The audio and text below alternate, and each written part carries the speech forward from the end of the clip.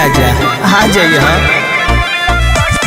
हटी के पियवा हटी ना पहली के ममिला पटी ना 2-3 तारीख के टाइम बाबा तार के आ जाइए 4 के चल जाइए मार के आ जाइए 4 के चल जाइए मार के। अरे आँख मार के चल जाइए जान।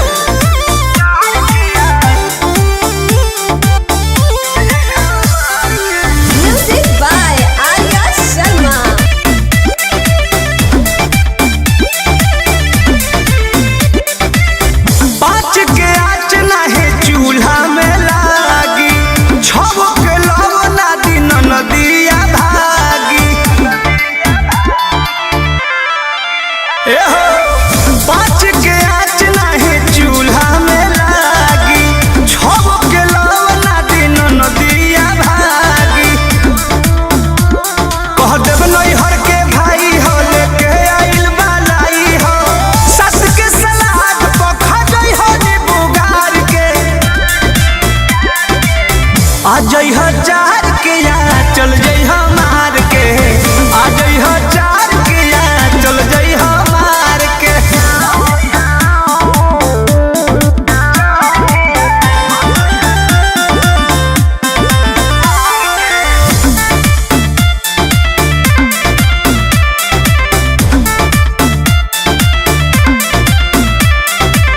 कृष्ण पे गरती पर मोध परेशानी बा हमरो जवानी बा। हाँ कृष्ण पे दर्दी पर मोध परेशानी बा आफत में पड़ल हमरो जवानी बा। एमे बहुत भारी रिक्स बा बाकी मिलनवा फिक्स बा। चंदन बियाहुत रही तू संभाल के आ जाइए 4 के चल जाइए मार के आ जाइए 4 के चल जाइए मार के। अरे आँख बढ़िया से सेक ली है आओ।